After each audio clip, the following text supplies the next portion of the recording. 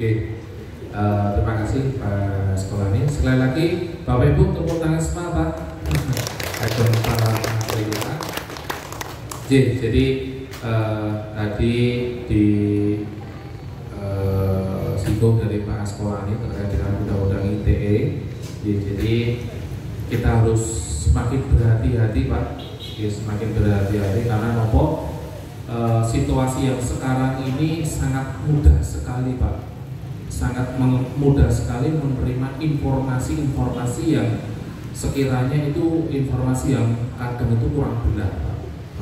Jadi sekali lagi jangan sampai kita turut serta menyebarkan informasi yang itu tidak benar.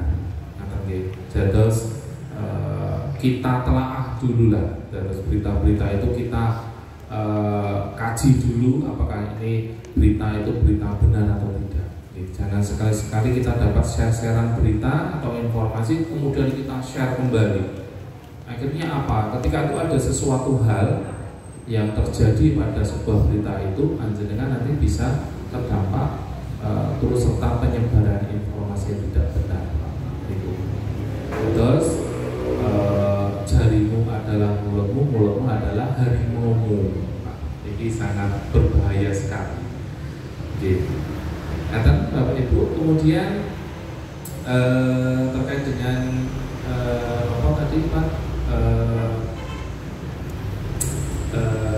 lalu lintas, mungkin baru marak-maraknya gitu Pak untuk zero knalpot brom ya Pak tuh. Ini nanti monggo Bapak Ibu putra-putri ini pun yang menggunakan knalpot racing Pak, yang brom itu monggo nanti diberitahu karena nopo niki sudah ada instruksi dari Kapolda Jawa Tengah bahwa penggunaan knalpot brom tidak ada ampun Pak. Jadi langsung motor ini pun dibawa ke Polres.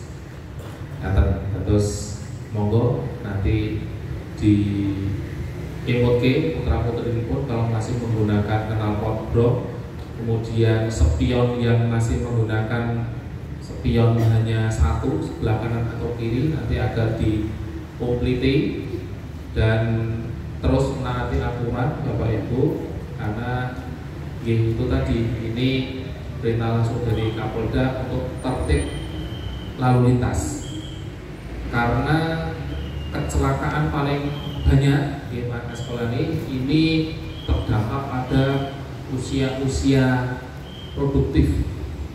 Jadi pelajar menikah itu mendominasi kecelakaan yang paling tinggi Pak.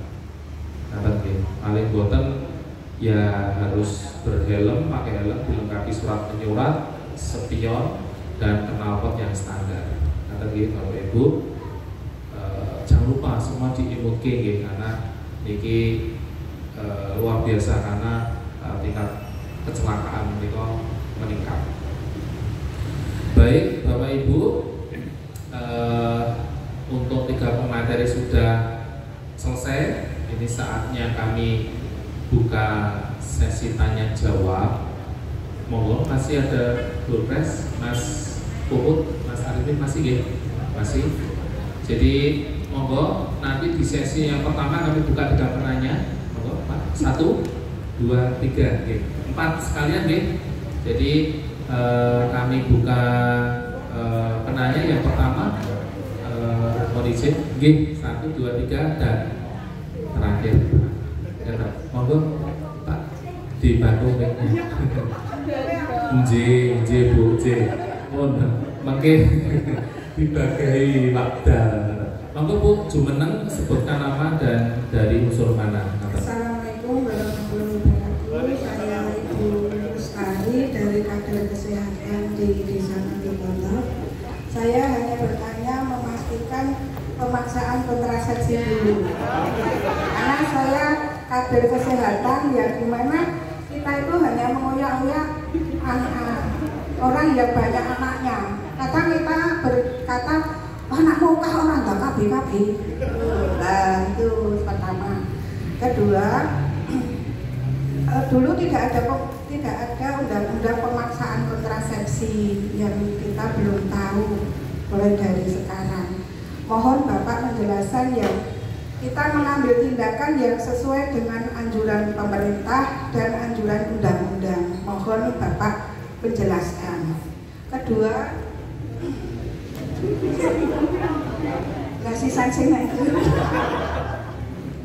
kedua yaitu basis elektronik itu Pak, yang video-video porno yang ada. Saya kira saya ini udah tua karena umur saya udah 61. Saya hanya prihatin karena apa?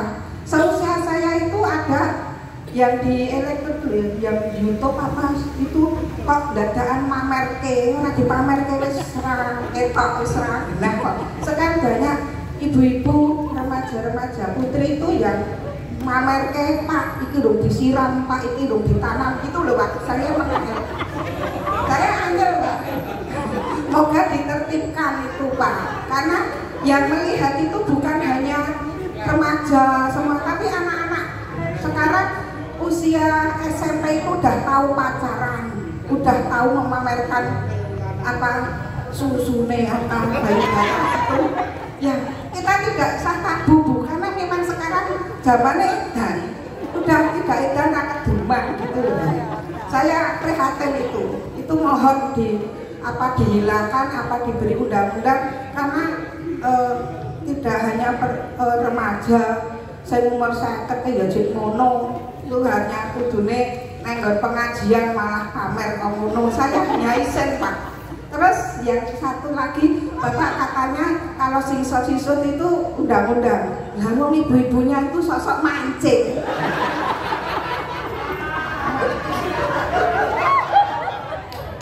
Dan nggak apa-apa sekarang itu jangan nganggo klambilon kan ya nganggo klambilon. Semeter gawang loro, semeter gawa katok karo klambi. Sing ora metet sing klombot di metet-meteke, sing anu tuh tinggi-tinggi keceke gitu, dadi utuk-utuk gitu ya. Harus digitu-gitu kan lah, itu kan kita itu wajar Pak. Lacak Pak lo ewangi nggih Pak nggih. Enggak tahu kan. Niku sing marahi nggih sok-sok wong wedok. Mboten pornone wong lanang. Wong lanang niku jangan nek ditutup brokot niku mboten adem singsot. Tenang niku. Terus kata-kata empuk jero niku ki sing pundi. Niku marahi ngremehke wong wedok. Matur nuwun. Saking kula bene wonten luputipun kula nyatakan. Assalamualaikum warahmatullahi wabarakatuh. Terima kasih Ibu Lestari. Jadi untuk pertanyaan yang ketiga, Bu, pertanyaan yang ketiga terkait dengan pelecehan fisik menikah lebih mengarah perempuan sebenarnya yang lebih menggoda, Bu. Apakah ini sama-sama bisa dituntut pidana atau tidak? Bu. Karena awalnya itu kan ada kesempatan menggoda itu loh. Nanti Ibu yang ketiga nih. Monggo Pak untuk yang selanjutnya yang di depan Pak. Baik, Assalamualaikum warahmatullahi wabarakatuh. Izin memperkenalkan diri, saya Baskoro. Ada hal yang kami perhatikan tadi di pertama oleh Pak Kabar Hukum terkait dengan Desa Sadar Hukum. Tadi dicantumkan di sana, kalau saya tidak salah kutip, ada 5 kriteria, yaitu pertama mengenai lunas PBB, kemudian yang kedua tidak ada kasus narkoba, yang ketiga tidak ada pernikahan dini, yang keempat tidak ada KDRT, dan yang kelima masalah pajak PBB. Yang kami tanyakan mungkin sebagai saran juga masukan, karena daerah Matikondo atau desa Matikondo ini masuk di kawasan sudah menjadi perkotaan, tentunya tingkat kejahatannya akan berbeda dari kejahatan konvensional ke kejahatan modern. Nah, mungkinkah kriteria 5 tadi bisa berubah sesuai dengan dinamika perkembangan wilayah? Contohnya mungkin kalau di desa Matikondo ini ada kejahatan mengenai masalah hak paten. karena di sini juga kawasan industri juga. Kemudian juga masalah mengenai pemalsuan kaitannya dengan mungkin Yayasan Lembaga Konsumen Indonesia. Kemudian hal strategis lain misalkan masalah bonus demografi, kemudian juga masalah perubahan iklim terkait dengan mungkin sumur resapan dan sebagainya, dan pengelolaan drainase oleh para pelaku usaha, kemudian membuang limbah dan sebagainya. Kemudian juga tidak kalah penting adalah kasus radikalisme, intoleran dan sebagainya. Mungkin itu saja Pak. Terima kasih. Selanjutnya Pak Ibu yang berjilbab coklat. Ini kirian ya Pak. Monggo Bu. Assalamualaikum warahmatullahi wabarakatuh. Saya Ica, salah satu tenaga kesehatan. Yang pertama pertanyaan saya kepada Bapak Chandra mengenai kekerasan psikis yang lebih spesifik. Itu kekerasan psikis itu mungkin seperti memaki ya Pak, memaki atau melontarkan kata-kata hinaan. Nah itu misalnya di dalam kasus rumah tangga itu kan sering terjadi ya Pak. Misalnya seorang suami mengeluarkan kata-kata kasar yang tidak baik pada istrinya atau pada anaknya. Kalau fisik mungkin kita punya visum ya Pak, karena bisa divisum kemudian nanti dilaporkan ke kepolisian ya Pak biasanya. Kalau psikis itu delik pengajuannya seperti apa ya Pak? Karena itu kan tidak ada yang bisa divisum. Maksudnya kalau dimaki-maki suaminya atau dimaki-maki bapaknya dan mau melaporkan karena sudah sangat sakit, itu delik pengajuannya seperti apa? Yang harus apa kita pada saat suaminya memaki kita memotret atau memvideokan tidak mungkin ya Pak, karena kondisinya tidak mungkin kan. Kemudian ini untuk misalnya hidup tetangga juga kan ada ya Pak, misalnya ada tetangga yang suka memaki-maki gitu, ini umum ya Pak. Nah kita itu isinya tidak enak gitu loh punya tetangga seperti gitu, atau melihat tetangga yang setiap hari memaki-maki anaknya, itu juga kan. Nah itu caranya delik pengajuannya seperti apa? Apa kita harus memvideokan atau langsung dilaporkan? Kalau dilaporkan itu kan agak sulit ya Pak. Kemudian untuk yang ke Pak ini yang pemaksaan sterilisasi, maaf Pak saya mau nanya, kan ada kasus yang orang dalam gangguan jiwa karena dia hidup di jalanan, kemudian menghindari hal-hal yang tidak diinginkan, kemudian dia disterilisasi tanpa sepengetahuan keluarga, misalnya dibawa oleh dinas sosial. Nah itu apakah keluarganya bisa menuntut? Karena itu kan dia dalam kondisi tidak sadar, kemudian memang harus disterilisasi karena menghindari hal-hal yang tidak terjadi. Itu banyak. Kemudian yang ketiga, maaf Bapak, ini yang tadi berkaitan dengan pemakaian kendaraan untuk anak di bawah usia 17 tahun. Kebetulan saya punya anak yang masih SMA, kemudian sekolahnya kan Sukoharjo Pak. Setiap pagi itu memang ngantar sekolah anak, dan perjalanan itu biasanya kayaknya 1 jam. Tapi kadang-kadang pada saat anak pulang jam 9 atau jam 10 kan kita harus ngasih kendaraan. Nah itu saya pernah nanya ke anaknya, apa boleh? Katanya dulu dari kepolisian, karena maaf Pak, anak saya juga kan ikut pramuka saka. Nah dia pernah ngomong katanya diperbolehkan asal kendaraannya komplit, jadi tidak ada yang misalnya spionnya kurang, nggak boleh. Nah itu misalnya satu saat ada rahasia sekali itu anak saya kena apa enggak ya Pak? Soalnya kan posisi masuk jam 7 harus pulang jam 9, kita kan repot, nggak bisa jemput. Jadi kadang-kadang kita menyuruh anak membawa kendaraan sendiri.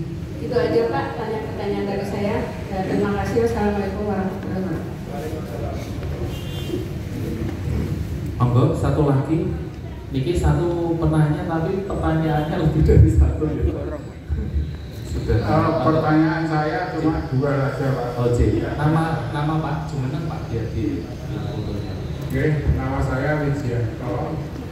Rumah saya juga di Mojokerto. Pertanyaan saya yang pertama, bahwa kasus KDRT itu sebenarnya banyak Pak. Tetapi kalau untuk melapor biasanya itu merupakan aib keluarga, jadi terpaksa diimpet dibanding istri-istri keluarga. Yang kedua, soal perkawinan dini itu yang sering terjadi itu karena justru pihak perempuan yang mengejar-ngejar pihak laki-laki. Nah, itu terus bacot isi gitu. Nah ini kadang-kadang kemudian ya mau tidak mau harus dikatakan. Itu bagaimana? Terima kasih.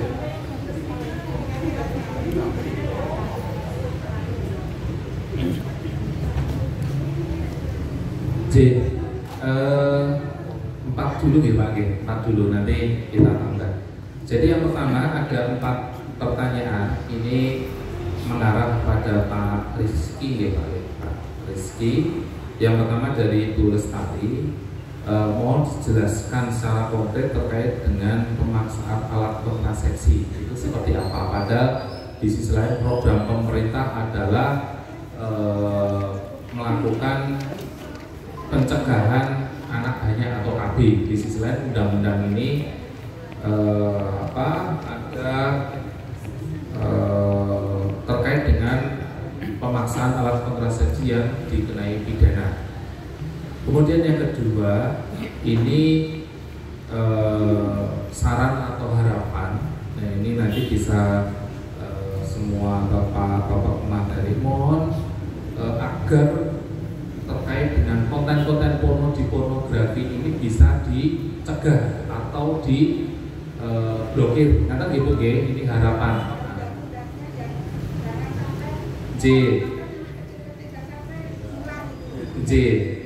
Jadi ini terkait dengan pelaksanaan implementasinya seperti apa. Kemudian yang ketiga, ini juga menanyakan terkait dengan pelecehan seksual non fisik. Ini pada kadang-kadang itu wanita yang menggoda dulu. Lah ini apakah ketika terjadi yang tidak diinginkan, apakah perempuan dan laki-laki ini bisa saling dilaporkan? Itu dulu Pak, mungkin bisa dijawab. Nanti kita setelah selesai nanti kita menjawab pertanyaan yang berikutnya. Monggo Pak Rizky. Terima kasih Bu Lestari ya. Untuk yang pertama, pertanyaan pertama, pemaksaan kontrasepsi. Jadi di dalam pasal 8 ini menyebutkan bahwa orang yang melakukan perbuatan memaksa orang lain menggunakan alat kontrasepsi dengan kekerasan atau ancaman kekerasan, penyalahgunaan kekuasaan, penyesatan, penipuan, membuat atau memanfaatkan kondisi tidak berdaya yang dapat membuat kehilangan fungsi reproduksinya untuk sementara waktu. Jadi kalau ibu kan misalnya nggak memaksa, dijujuli kita wah bagi kamu, kan nggak mungkin Bu, nggak maksa toh. Nah, terus ibu kan juga nggak ngapusi toh, nggak nipu kan. Ini bahwa ada program pemerintah loh, 2 anak cukup. Kalau jenengan ya yang anaknya banyak itu ya kalau bisa ya kan itu kan nggak mungkin jenengan memaksa. Jadi insya Allah Bu ibu nggak napa-napa, aman kok nggak usah khawatir Bu. Lama ibu buatan jejeli KB mawon ya, BOB cepet. Nah itu udah pemaksaan. Kemudian yang tadi pelecehan non fisik yang pihak perempuannya mancing-mancing itu ya. Nah kalau di sini Bu di undang-undang ini TPKS ini tindak pidana kekerasan seksual ini, karena yang memang yang sering menjadi korban itu adalah pihak perempuan. Ya kalau untuk yang mancing-mancing itu tadi, kalau ini menurut saya pribadi ini belum bisa tuh, kalau yang perempuannya. Kalau saya pribadi ini ya, kalau ditemukan ada, maksudnya alat bukti lainnya bahwa memang ada kesengajaan bahwa ini sih pakainya minim tuh, nanti undang-undangnya beda lagi Bu. Undang-undang asusila nanti dia mempertunjukkan organ-organ intimnya di depan umum kalau yang perempuannya. Tapi kalau yang khusus yang TPKS ini, tidak pidana kekerasan seksual ini, karena memang kasus nyatanya itu yang laki-lakinya tergoda, istilahnya kalau ibunya tergoda tergoda laki-lakinya itu dan membuat apa ya, pelecehan secara verbal, itu nanti yang kena laki-laki. Kecuali nanti kalau yang perempuannya memang dia buka aurat terus pamer-pamer di tengah jalan, itu nanti kena pasal ini 281 KUHP, dia mempertontonkan apa ya, kesusilaan lah itu Bu. Jadi nanti beda lagi perlakuan hukumnya. Nanti itu yang kekerasan yang direct nih asuhan. Nggih, matur bangun Bu Lestari. Ngertos dipaksa mboten? Pripun? Lah ngene kok. Tidak paksa lah. Nah ngene kok nggih. Nah, jadi kalau itu dilakukan dengan tanpa ada paksaan, dilakukan dengan sukarela, itu bukan masuk dalam kriteria yang tadi dijelaskan apa yang akan dimiliki oleh majelis ini mau. Jadi memang ada batasan-batasan dalam kata-kata kekerasan itu. Mana yang kategori masuk dalam tindak pidana, tentu ada unsur-unsurnya kaitan dengan kekerasan. Kekerasan jadi perso, terus di kados ngapunten Pak. Kula kelingan kemutan nggih sih. Kemutan nggih. Bahasa awake dhewe kelingan. Umur 3 tahun kan 1 tahun niku kok tesih kelingan ngetekan niku kula dikejar kalih ibu. Dicekoki niku kalih ibu. Lah ngagem napa niku? Ngagem nggih. Mangane kok cekoki kalih simbah. Ibu niku. Nah, mungkin itu masuk dalam roda paksa, mungkin masuk dalam bahasanya begitu. Nah, jadi ada batasannya. Jadi kalau ibu menyampaikan sesuatu dengan baik tanpa ada tekanan, tanpa ada paksaan, mungkin bukan masuk dalam ranah ini. Terus ngapunten ibu, kados dengan iki mau ngendika, yo aja sing lanang tok, sing wedok yo itu mungkin karena hukum kausa atau akibat. Yang ngapunten, kula piyambak ibu nggih. Ngapunten iki kalau ngomong ke situ memang asik banget sih. Masalah seksual itu memang tidak boleh tabu. Iki yang tadi sawan kok ya mana kan ngoten. Yang tadi sawan kok mubadir kan ngoten. Jadi ingkang jenengan ngendikake niku leres. Jadi seorang laki-laki itu tidak akan bersiul. Tidak akan apa? Ibu kalau tidak melihat sesuatu yang menarik. Niku pun sifat kodrat laki-laki Bu. Lah niku pangapunten gitu Pak, ngapunten. Nggih. Iku memang sampun ngoten niku, sampun dinaris ngoten niku. Bapak-bapak laki-laki itu kalau melihat sesuatu itu mungkin yang lebih bijaksana bisa menahan.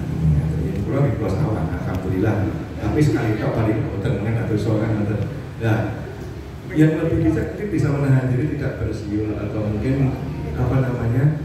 Kados ibu ngendika untuk jeruk gitu.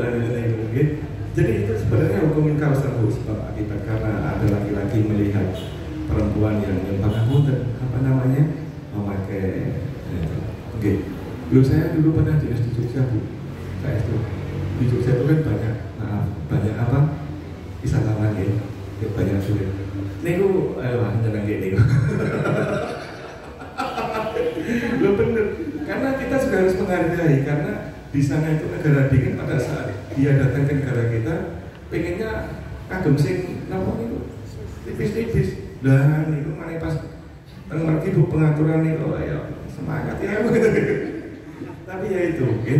Jadi pentingnya pertemuan atau mungkin acara pada saat ini kata dengan kata itu. Jenengan sebagai orang tua memberikan pemahaman kepada khususnya anak-anak putri untuk menjaga aurat. Jadi ketaatan hukum itu berbanding lurus dengan berapa taat kita dalam beragama. Bahkan mungkin tambahan dari Pak Chandra sih.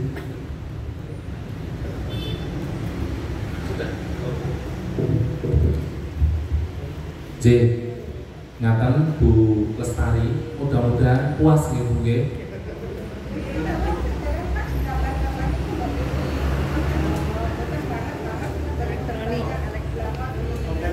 Konten J,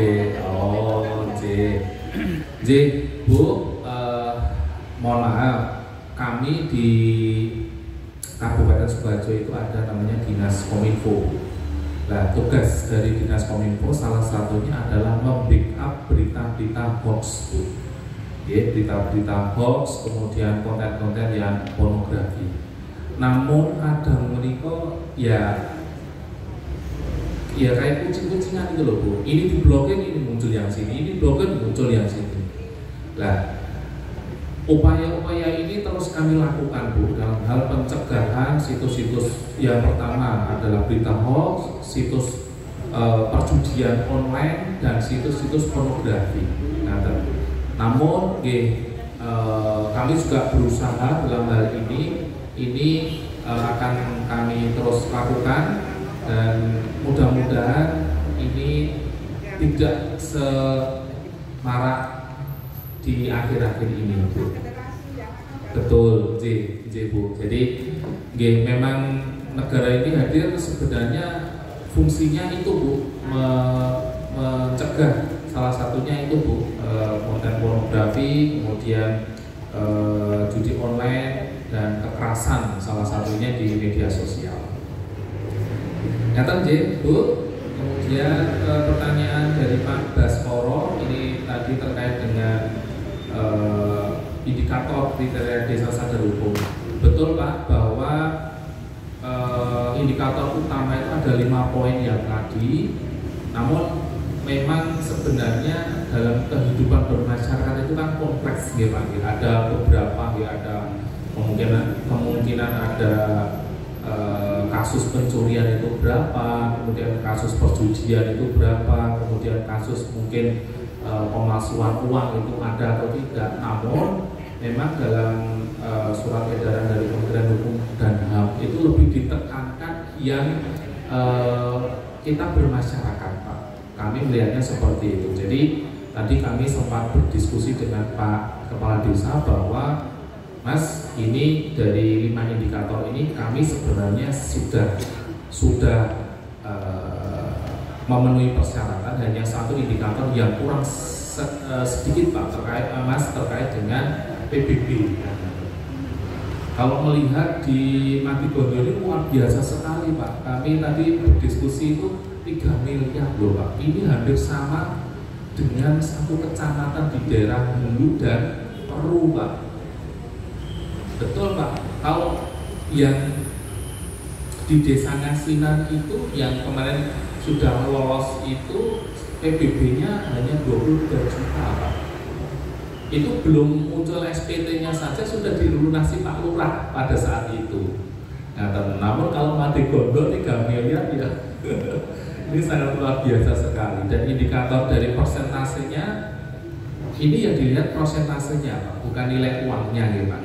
Jadi minimal 85% itu kalau tadi Pak Lurah 81%, ya kalau secara normatifnya ya ini belum bisa Pak. Tapi kalau keuangannya ini besar sekali. Kalau dari daerah Hulu sana itu rata-rata 20 sampai 35 juta Pak dalam satu desa. Tapi kalau Matigondo saja satu desa 3 miliar kan gitu, sangat luar biasa sekali Pak. Namun dalam hal ini Pak Lurah tetap nanti kami komunikasikan lagi dengan Kanwil apakah ini ada toleransi terkait dengan persentase data 81 atau 82 padahal yang diminimalkan adalah 85. Namun yang lainnya tadi tidak menjadi masalah, hanya nanti perlu ada surat penegasan Pak. Dalam hal ini surat penegasan adalah surat pernyataan dari Pak Kepala Desa. Jadi data misal kasus dalam kurun waktu 2023 kasus narkoba itu nanti tetap ada surat pembuktian dari Polres Wajo seperti itu Pak. Kemudian ada surat pernyataan dari Pak Kepala Desa. Kemudian surat menerima pajak yang diberikan NPWP itu nanti ada surat yang diterbitkan dari Pratama, kantor pajak Pratama Pak, bahwa Desa Matigondo dengan jumlah penduduk misal 10.000, pembuktian NPWP-nya sudah 7.000, itu seperti itu Pak. Jadi tidak serta-merta ini bisa dialami, tapi buktinya data dukungnya harus dengan dinas terkait. Kata Pak. terkait dengan pertanyaan pun Bapak. Jadi indikator utamanya seperti itu Pak. Terus yang harus dipenuhi itu dulu, walaupun di sini ada kasus mungkin pemalsuan hak cipta dan sebagainya itu tidak termasuk. Misal pun itu ada, ya itu tidak masuk dalam kriteria indikator. Kata Pak Baskoro J. Pak Suwon terkait dengan kriteria sadar hukum. Kemudian dari Bu Ida, ini ada 4 Bu Ica, mohon maaf Bu Ica J. Yang pertama pada Pak Chandra mau dijelaskan terkait dengan dijelaskan secara konkret terkait dengan kekerasan rumah tangga yang kategori psikis ya Pak. Secara psikis itu seperti apa? Kemudian bagaimana cara melaporkan apabila terjadi kasus kekerasan dalam rumah tangga? Jadi bagaimana cara melaporkan? Ini hampir sama dengan Pak Wijianto ya, di pertanyaan yang pertama. Kemudian ada kasus sterilisasi, ini dari pihak keluarga ini tidak tahu apakah kasus ini bisa dilakukan pelaporan Pak. Jadi ini terjadi pada anak yang tidak sadar, kemudian dilakukan sterilisasi dari dinas terkait, namun keluar tidak meminta izin dari keluarga itu sendiri. Apakah ini bisa dilakukan penuntutan dalam kasus ini? Kemudian yang keempat, ini kepada Pak Askolani, ini terkait dengan pemakaian kendaraan bermotor di bawah usia Pak. Ini kebetulan belum mempunyai surat SIM, namun kendaraan ini komplit memakai helm, spion dan knalpot standar dan sebagainya. Ketika ini dirazia, apakah tetap kena tilang atau bisa ditoleransi gitu? Ini pertanyaan yang keempat nanti dari Pak Askolani. Nanti mohon dijelaskan Pak Sandra.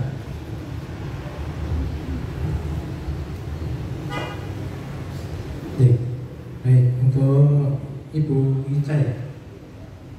Tadi Ibu menanyakan tentang kekerasan psikis itu seperti apa ya? Saya merujuk pada ketentuan di dalam undang-undang ya, tentang penghapusan kekerasan dalam rumah tangga.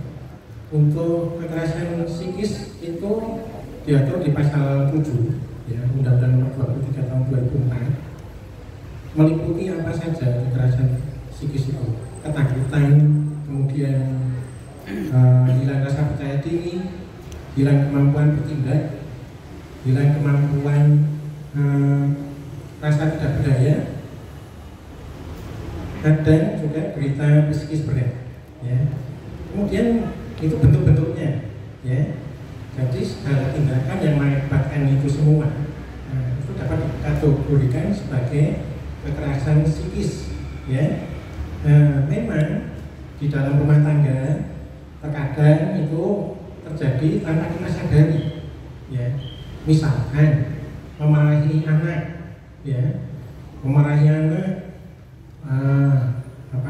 akhirnya anaknya sampai depresi ya, atau akhirnya anaknya sampai mengurung diri, murung, tidak mau apa-apa ya, atau memarahi pada anggota keluarga lain yang ada di dalam rumah tangga kita ya. Nah, tentunya pertanyaan Ibu juga tadi, bagaimana supaya itu dapat dikatakan sebagai bentuk dari satu tindak pidana ya. Untuk dapat dikatakan sebagai suatu tindak pidana tentu harus ada pembuktiannya ya. Nah, pembuktiannya ini memerlukan, karena ini menyangkut tentang keadaan jiwa seseorang ya. Nah, memerlukan bantuan dari seorang ahli. Ahlinya apa? Ahlinya adalah psikolog ya, atau dokter atau psikiater yang memahami, dapat menilai bahwa memang terjadi akibat dari satu tindak kekerasan secara psikis ya, bukan secara fisik ya. Nah, bahwa itu memang benar-benar akibat dari adanya akibat dari satu kekerasan psikis ya. Nah, itu kan kita memerlukan ahli. Nah, bagaimana untuk pembuktian selanjutnya ya, apakah itu memerlukan saksi atau ada rekaman ya, yang menunjukkan bahwa memang terjadi tindak pidana itu, yaitu tadi saya kaitkan dengan tadi yang sudah saya sampaikan, adanya peran masyarakat ya. Peran masyarakat itu yang pertama mencegah jangan sampai terjadi tindak pidana. Kalau bagaimana kalau masyarakat mengetahui ada terjadi seperti itu? Mungkin menjawab juga pertanyaan dari Pak tadi yang Pak Sianto ya. Kekerasan rumah tangga itu sebetulnya sejujurnya itu malah terjadi di masyarakat. Cuman kita itu saling bertengkar rasa kan gitu ya. Bahasanya tadi ngapet ya kan, melihat tetapi tidak ada rasa sungkan untuk mengingatkan ya. Dan di sini justru peran masyarakat itu ya. Kita peduli pada lingkungan kita ya. Kita punya tanggung jawab menurut undang-undang untuk mencegah hal itu terjadi ya. Ini kan bapak-bapak semua kan tokoh, ibu juga tokoh di masyarakat ya. Ibu, bapak punya peran di masyarakat. Mungkin itu kader posyandu, mungkin itu kader PKK ya, pengurus RT RW, tokoh agama ya, atau pengurus organisasi pemuda, pemuda di RT RW ya. Nah, disitulah kita orang ya, mohon maaf ya saya menyebut lingkungan kita ya, kebanyakan dari kita ini kalau bahasa Jawanya ya kadang-kadang kita mengingatkan orang lain itu tidak perlu dengan secara menunjuk pada hidungnya ya, seperti itu istilahnya, tapi dengan sanepo, dengan bahasa yang mengena ya. Tujuannya apa? Supaya tadi tidak terjadi akibat yang lebih lanjut dari tindak pidana yang akibatnya lebih berat. Nah, kalau di masyarakat tentunya juga saya yakin ada, tadi saya sampaikan di awal juga ada aparat kepolisian yang ada di lingkungan masyarakat ya. Ada mungkin juga forum-forum kemitraan dengan kepolisian. Nah, kalau terjadi seperti itu, tapi bapak tidak sampai hati untuk menyampaikan, ibu juga tidak sampai hati untuk menyampaikan, ojo anakku digetak-getak terus, ojo bojomu diteplaki, ya, ojo anakku sering dipecuti, misalkan, seperti itu kan saudara rumah tangga orang lain ya, kadang kita suka mengingatkan. Nah, mungkin bisa disampaikan lewat tokoh-tokoh masyarakat, lewat beliau-beliau yang ada di kepolisian ya, bagaimana caranya beliau-beliau itu sudah dididik, dilatih ya, untuk mendekati pada masyarakat ya. Nah, itu tadi. Jadi memang kalau psikis itu memang tidak menimbulkan bekas fisik ya. Nah, jadi untuk membuktikan bahwa hal itu memang sudah terjadi seperti itu ya perlu bantuan seorang ahli ya. Ahlinya di sini adalah ahli kejiwaan ya, bisa psikolog, bisa psikiater, bisa dokter mungkin ya, atau bisa petugas pendamping pekerja sosial yang sudah dilatih untuk itu. Nah, itu ada di tugas nanti polisi ya, penyidik ya, ada di tugas juga jaksa untuk mengkoordinasikan dengan aparat hukum terkait, tenaga medis atau pendamping lain yang diperlukan ya, karena korban-korban kekerasan dalam rumah tangga itu berhak mendapatkan pendampingan dari yang tadi saya sebutkan ya, termasuk juga diantaranya adalah advokat, ahli hukum ya.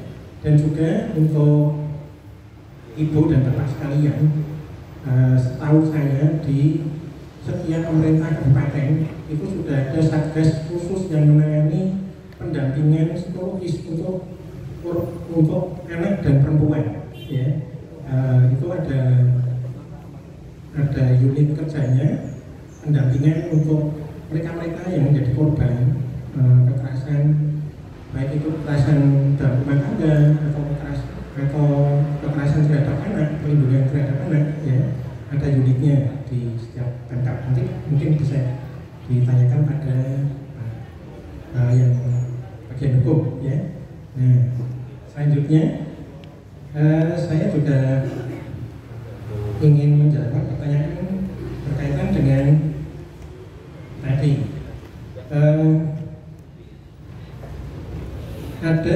ada kasus ya pemaksaan untuk pemasangan kontrasepsi bagi anak yang masih usia sekolah ya, tidak salah seperti itu, atau di lingkungan sekolah. Nah, begini prinsipnya ya, prinsipnya untuk menjadi suatu tindak pidana itu harus dilihat dulu dari niatnya ya, niat si pelaku ya. Nah, dari niat si pelaku itu bisa dinilai apakah itu suatu kesengajaan atau tidak ya, karena delik pidana, perbuatan pidana itu membedakan antara delik yang disengaja atau kelalaian, berbeda konsekuensinya ya. Nah, setahu saya undang-undang yang mengatur tentang ini semuanya adalah didasarkan pada kesengajaan, bukan karena kelalaian ya.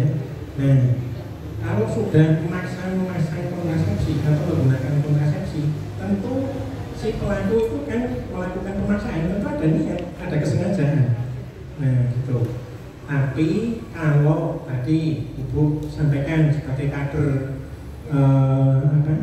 KB ya, yang wajib untuk mensosialisasikan tentang penggunaan kontrasepsi di masyarakat ya, tentunya penggunaan KB ya, penggunaan alat kontrasepsi itu bukan berdasarkan pemaksaan, tapi berdasarkan kesadaran dari masing-masing ya. Kan tidak mungkin Ibu memaksakan langsung ngasihkan pil KB terus ditekoki gitu kan nggak mungkin, atau memasangkan alat kontrasepsi dipaksa tidurkan dipakai KB kan nggak mungkin ya. Nah, itu yang dinilai oleh aparat penegak hukum apakah benar terjadi pemaksaan atau tidak. Salah satunya seperti itu. Tentu banyak hal lain yang menjadi unsur dari satu tindak pidana yang tidak bisa begitu saja dilewatkan, dan juga pembuktiannya juga minimal pembuktian harus ada 2 alat bukti yang menyatakan bahwa itu terjadi tindak pidana ya. Nah, baik.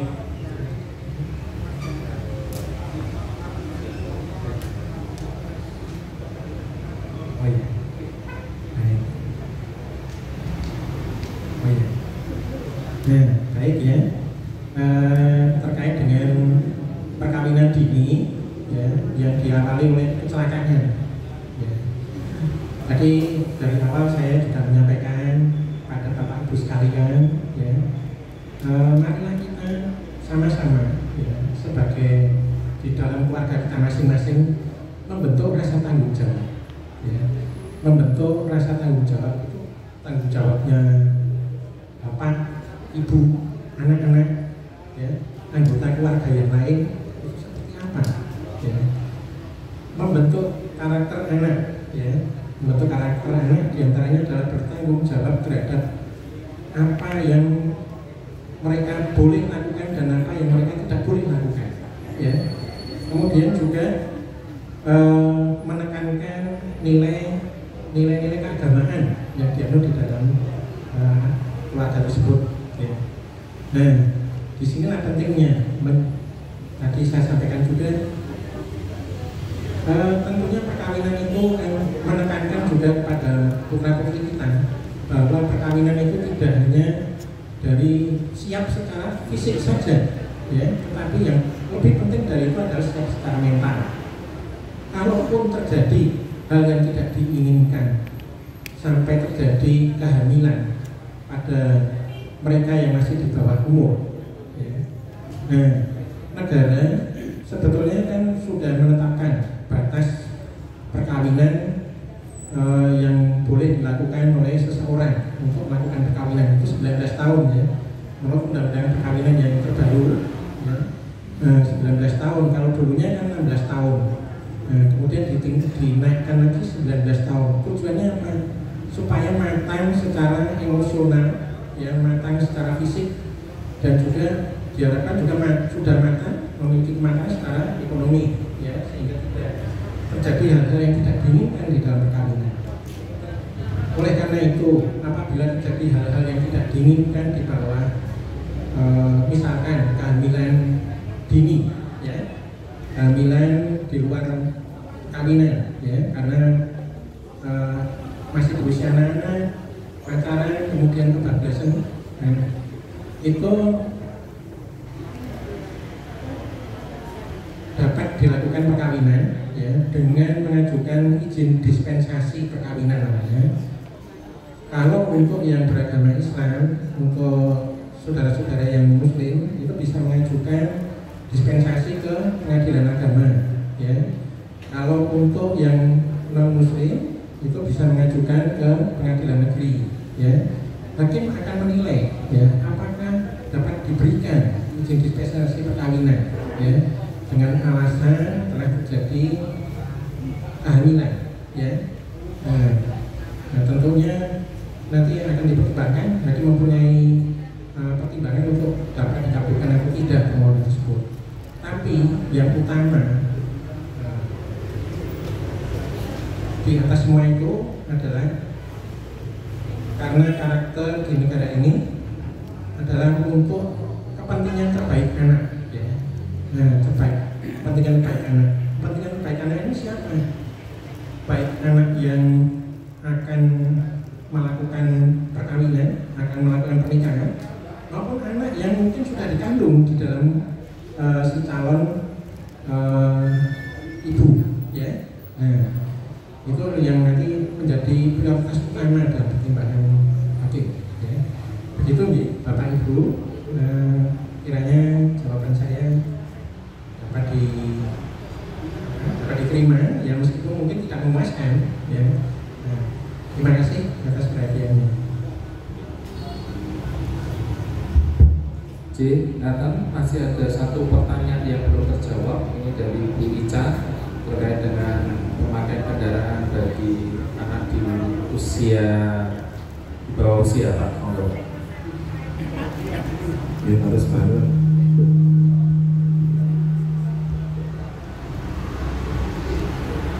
Terima kasih Bu Ica, pertanyaannya bagus sekali. Bapak Ibu, mohon maaf. Pada saat Bapak Ibu naik sepeda motor, kira-kira bagian tubuh mana saya yang bekerja? Ya, oke, mata melihat, ya. Karena setiap pengemudi itu bertanggung jawab dengan apa yang di depannya. Oke. Mata, kemudian apa lagi, Bu? Telinga, betul Bapak. Mana lagi? Tangan, ngegas, ya. Kemudian jari-jari, ngerem, kaki. Kalau yang masih ada persenelingnya itu, ya kan? Jadi pada saat kita mengendarai sepeda motor, seluruh bagian dari ujung kepala sampai kaki itu semuanya bekerja. Bekerjanya anggota tubuh kita ini, motorik sensorik itu didapati pada saat seseorang berusia 17, 18 tahun. Oleh karena itu dalam undang-undang kita, Ibu Bapak, untuk menyelamatkan generasi muda, ya, batas usia seseorang diperbolehkan mengendarai sepeda motor itu tadi itu. Kalau dikaitkan dengan apa yang tadi disampaikan oleh beliau Pak Bas, berkaitan dengan bonus demografi 2020 itu kita akan mendapati generasi lebih banyak usia produktifnya. Eman-eman kalau di jalan itu ada apa? Ini benar tuh. Tadi saya sempat cerita sama ibu, saya pernah di Jogja. Setiap malam minggu, Bu, saya di Jogja itu jam 8 itu saya langsung tidur. Kemudian bangun itu jam 2, jam 3. Karena apa? Kecelakaan itu terjadi jam segitu. Nah, kalau sore saya sudah berkata malamnya lemas, Bu, kayak gini. Sore saya tidur, kenapa? Biar punya tenaga. Karena prediksi saya, karena setiap itu jam 2, jam 3 itu pasti ada kecelakaan kaitan yang tadi itu. Anak-anak remaja yang menggunakan sepeda motor, galau-galau, kemudian terpengaruh minuman, itu banyak sekali. Makanya ini forum yang baik itu tadi kembali lagi kepada kaitan dengan penggunaan SIM tadi Bu. Itu Bu, jadi semua bekerja, mulai dari mata, kepala, tangan, kaki, telinga, dan itu kesempurnaan bekerja itu pada saat anak berusia 17-18 tahun. Tapi masih ada satu hal lagi yang mungkin kita lupa. Pada saat kita mengendara kita juga pakai apa Bu? Emosional. Ibu nanti disalib dari kiri belok kanan. Apalagi kalau saya ketemu ibu-ibu sen kanan belok kiri, coba. Gila. Ini mohon maaf Bu. Sen kanan belok kiri sering kita temui. Bahkan tadi itu di jalan saya mau berangkat sini, kebetulan saya kemarin naik sepeda motor Bu. Naik beat itu saya lebih nyaman naik sepeda motor, sepeda kan gitu. Ya, di depan saya ada ibu-ibu ratingnya kanan, saya udah mikir kiri, taunya belok. Itu, ya, itu pentingnya penggunaan SIM. Itu pentingnya anak-anak panjenengan mempunyai surat izin mengemudi. Satu itu. Keduanya, Ibu, saya itu ngalah Ibu. Setiap pagi itu saya ngantar anak saya ke sekolah, dan saya nggak pernah malu ngantar anak saya ke sekolah. Karena apa? Satu, membangun hubungan dengan anak. Belum tentu lagi anak mau diantar, kan gitu. Membangun hubungan dengan anak. Karena apa? Anak panjenengan pada saat naik sepeda motor dari rumah ke sekolah, gitu. Satu, jenengan tidak pernah tahu risiko apa yang ada di jalan, gitu, betul. Yang keduanya, otak yang harusnya digunakan untuk belajar di sekolah sudah capek di jalan, kesel Ibu. Lu bener itu, jenengan mengemudi itu kesel betul. Iya, karena saraf kita bergerak. Pak, kapan kita ngerem, kapan kita ngegas, kapan kita set, itu ada di sini semua. Harusnya dia bisa fokus menerima pelajaran di sekolah, tapi habis digunakan di jalan. Jenengan bukti in anak pengen ranking, jenengan terke saat semester awal. Aduh, ini bener, dicoba aja. Jenengan coba, kalau anak jenengan pengen fokus dalam sekolah, jenengan ngalahin terke. Ya tak terke dulu. Coba nanti jenengan lihat hasilnya. Karena apa? Otak masih fresh pada saat dia di sekolah, tapi pada saat dia di jalan, lo bener nih Bu. Aku belok, oh kiri sih rame, oh gitu. Ya kalau anak udah jadi sabar, kalau enggak, bas, seperti itu. Jadi ini Bu pentingnya saya berikan pemahaman untuk anak-anak sekolah yang belum saatnya naik sepeda motor ya. Kalau bisa jangan diberikan kesempatan, jangan diberikan kesempatan untuk naik sepeda motor. Dan jelas syarat mutlak untuk mengendarai sepeda motor adalah SIM, surat izin mengemudi. Ibaratnya kita kalau mau keluar rumah harus pakai celana, harus pakai baju, kan gitu. Ya kalau nanti ketemu rahasia belum punya SIM, ya pasti ditilang. Mungkin ini ada salah persepsi apa yang Ibu sampaikan. Pak polisi itu tidak akan pernah tahu orang itu punya SIM atau tidak punya SIM, ya kan? Tahunya Pak polisi itu pada saat diberhentikan dan kemudian ditanya surat-suratnya. Karena apa? Pelanggaran sepele. Contoh, melintas pakai knalpot drum, kemudian diberhentikan Pak polisi. Pak, kagungan SIM, mboten ada Pak. Tapi kalau lengkap, ada spionnya, ada lampunya. Kan tidak tahu Pak polisi. Jadi awal mulanya dari pelanggaran kecil itu tadi, nerobos lampu merah, kemudian apa diberhentikan. Dia punya SIM, tidak punya. Mungkin itu tadi yang itu. Jadi saya lagi Bapak Ibu, ini pentingnya pemahaman untuk putra-putra panjenengan untuk safety di jalan. Eman-eman sangat kalau seandainya banyak kejadian hal seperti itu. Jadi penting untuk tadi yang seperti disampaikan oleh beliau Bapak Baskoro 2030 itu insya Allah kita akan bonus demografi. Jadi mulai sekarang tanamkan pemahaman pada putra putri panjenengan leyen durung wayahe naik motor ya aja naik motor. Itu aja. Atas bantuan. Assalamualaikum warahmatullahi wabarakatuh. ngaten Bu Ica, prinsipipun nek dereng memenuhi persyaratan naik sepeda motor ampun diizinkan. Ngaten nggih, intinipun Pak Polisi bertindak tegas. Nggih, entah niku sinten nek dereng gadah SIM nggih ditilang.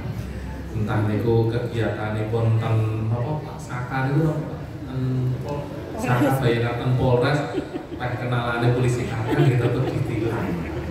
Prinsipnya itu, ngaten nggih. Terus tidak membeda-bedakan niku sinten dan sinten, tapi aturan tetap dijalankan secara tegas. Baik, Bapak Ibu, masih ada waktu 10 menit. Kita kesepakatan jam 12 selesai. Kalau masih ada, kami buka satu pertanyaan. Satu malam, Bu. ODJ yang orang sakit jiwa tadi dipaksa sterilisasi. Ya. Pada saat di jalan. Oh, oke. Iya. Mau ngapunten. Oke, jadi Ibu Ica mengenai pemaksaan sterilisasi terhadap orang ODGJ, orang dalam gangguan jiwa, ODGJ. ODGJ. Itu karena gini Bu, itu kalau nggak salah, itu kan kaitannya dengan dinas sosial. Nah, ketika ada aduan dari masyarakat bahwa ini ada seseorang yang pernah gangguan jiwa, terus kemudian ditakutkan itu nanti ada hamil yang di luar nikah, itu kan nanti apabila si orang yang gangguan jiwa itu mempunyai keluarga, itu kan pasti kan ada koordinasi dulu dengan keluarga, dengan dinas sosial. Seumpamanya tidak diketahui keluarganya siapa, dia entah dari mana datang ke sini lah, itu pasti ada analisa terlebih dahulu yang dilakukan oleh dinas sosial. Nah, ketika di analisa itu merekomendasikan apa, nah itu nanti dikonsultasikan terlebih dahulu kepada aparat penegak hukum, sehingga tidak dikhawatirkan tidak disalahgunakan yang dilakukan. Terus gitu ya. Terima kasih.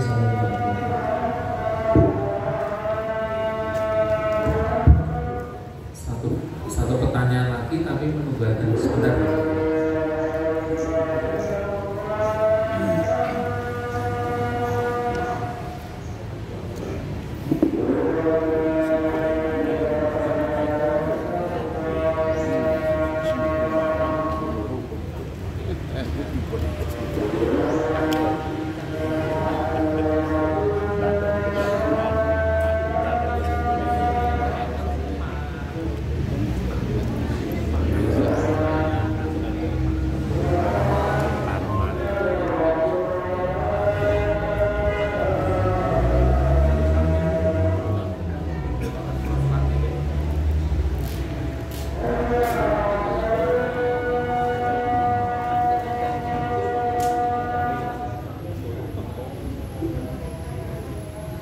Pertanyaan saya, Assalamualaikum. nama Bu Yuni dari PKK. Pertanyaan saya, sekarang modelnya kan model sepeda tur, sepeda listrik. Nah itu apakah diwajibkan untuk memakai helm juga? Yang kedua dikit aja Pak.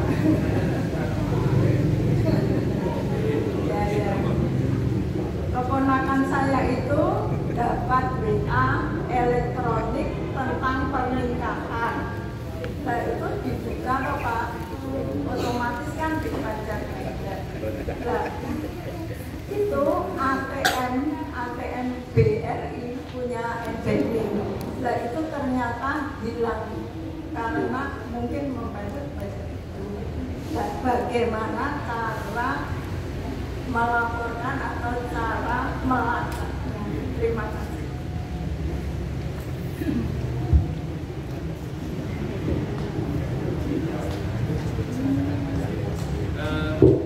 Ini barangkali Pak satu lagi Pak. Oh ya.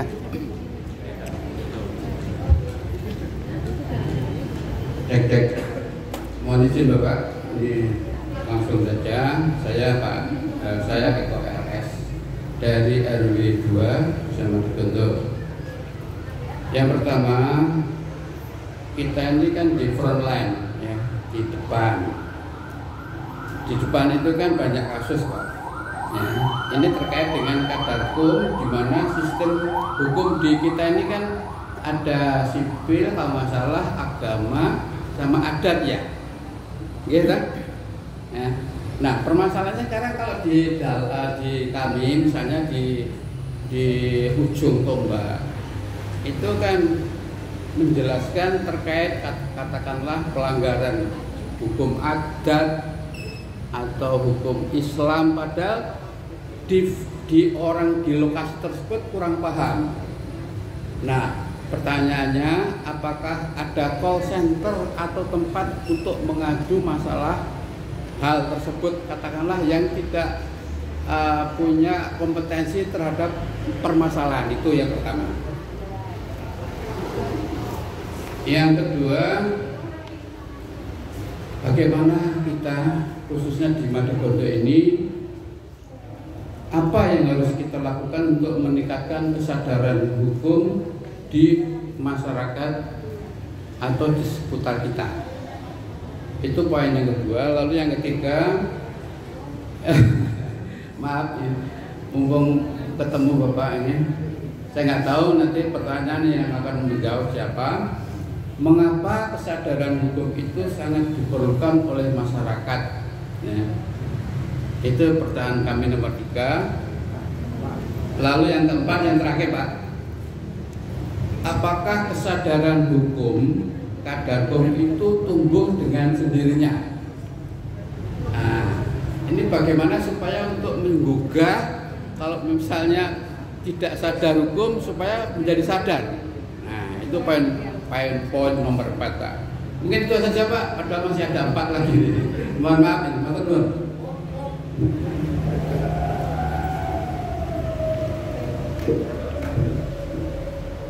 Jadi matur sembah nuwun Bu Juni ya.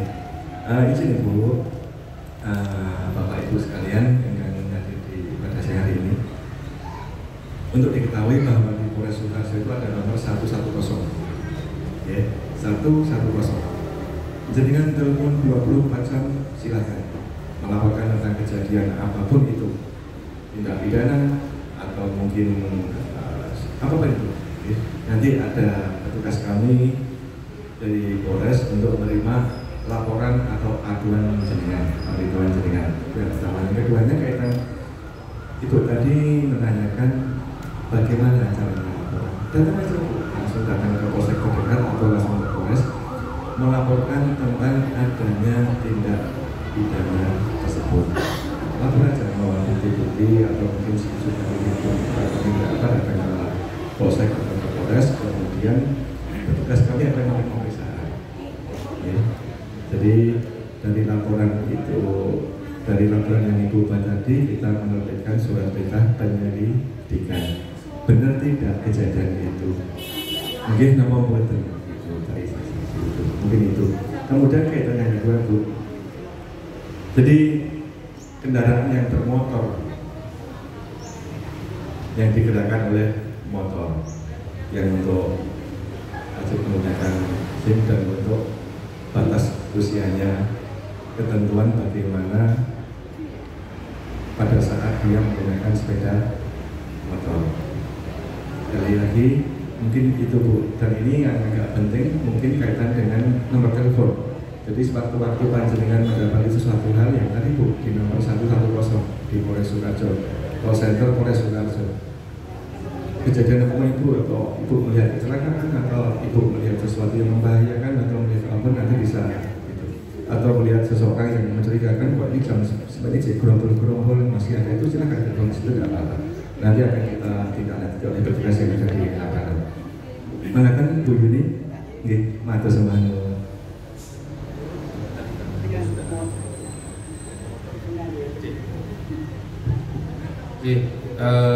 Terima kasih Bu Yuni, sampun terjawab gitu, sampun terjawab.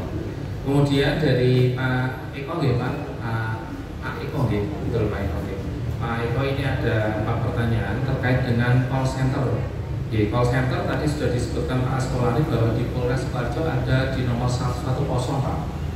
Jadi ini terkait dengan pengaduan atau keluhan apapun bisa dilaporkan di nomor ini 24 jam Pak. Di call center Polres Sidoarjo di 001. Kemudian bagaimana untuk meningkatkan kesadaran hukum bagi masyarakat?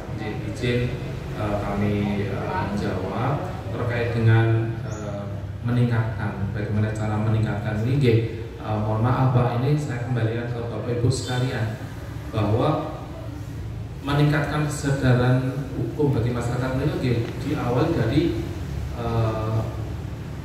di tokoh masyarakat Pak, melakukan sosialisasi. Mestinya dalam hal ini nanti ya harapan kami tidak putus di sini saja Pak. Paling enggak nanti kalau di tempat kami bahasanya selapanan Pak, arisan RT itu selapanan itu ada Pak. Nah, segala sesuatu informasi apa yang didapat dari Pak RT di Balai Desa itu pasti akan disampaikan ke kami Pak, ke kami terkait dengan informasi baik itu istilahnya pun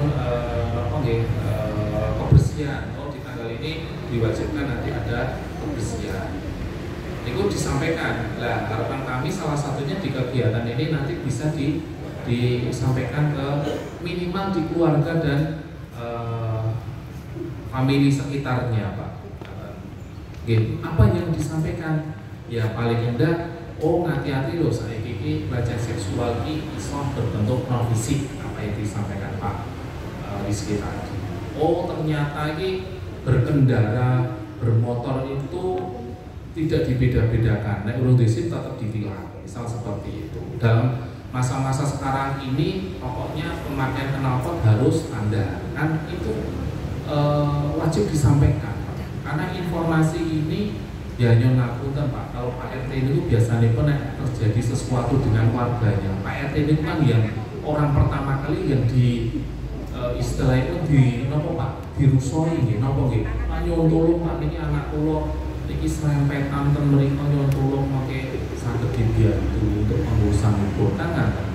Artinya untuk menekan hal-hal ini terkait dengan kesadaran hukum bagi masyarakat ya mulai dari tokoh masyarakat dulu Pak, nanti bisa menyampaikan dari Pak Lurah nanti menyampaikan Pak RT, Pak RW, Pak LPM, Pak BPD, nanti Pak BPD juga ikut menyebarluaskan dalam hal informasi. Nah, kemudian mengapa kesadaran hukum perlu ditingkatkan? Menurut kami ini sangat wajib ditingkatkan karena nopo hal-hal yang terjadi itu memang awalnya kurang adanya kesadaran hukum. Misal di pemakaian kelengkapan lalu lintas, misal di helm tidak memakai, itu menurut kami harus dielengke Pak. Lewe bermotor kok orang yang helm dia harus pakai helm. Dan ini kita awali di dalam keluarga dulu Pak. Awalnya seperti itu Pak. Jadi mengapa kesadaran hukum perlu ditingkatkan? Karena potensi kecelakaan itu berawal dari kelalaian kita, itu prinsipnya itu.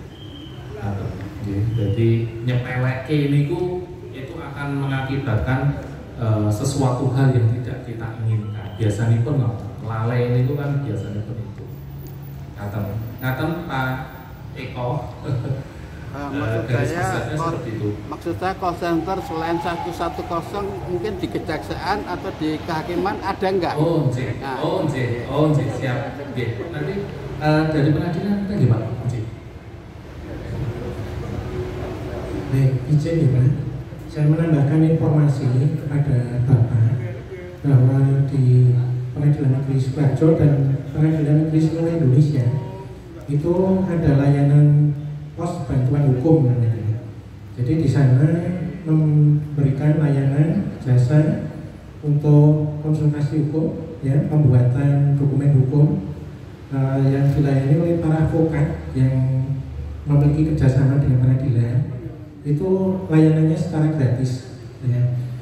Jadi jam layanannya mulai dari pagi sampai dengan siang hari dalam jam kerja. Nah, itu terutama untuk hal-hal yang berkaitan dengan permasalahan hukum yang ada di pengadilan. Nah, itu Pak, informasi yang dapat saya sampaikan salah satu. Nah, kalau nomornya itu silakan datang saja di gedung pengadilan negeri setempat ya. Kalau di sini di pengadilan negeri Sukoharjo itu ada layanan pos bantuan hukum. Ya. Terima kasih. Mungkin ada tambahan Pak Rizky. Yang untuk kami yang call centernya itu bisa, kalau kami di website Pak ya, website Kejaksaan Negeri Sukoharjo, maksud kami kejari-sukoharjo.go.id itu ada nanti e-lapor Pak. Tapi kalau jenengan mau rawuh datang ke kantor kejaksaan, kami akan melayani Pak. Kalau ada laporan-laporan, gitu aja Pak ya.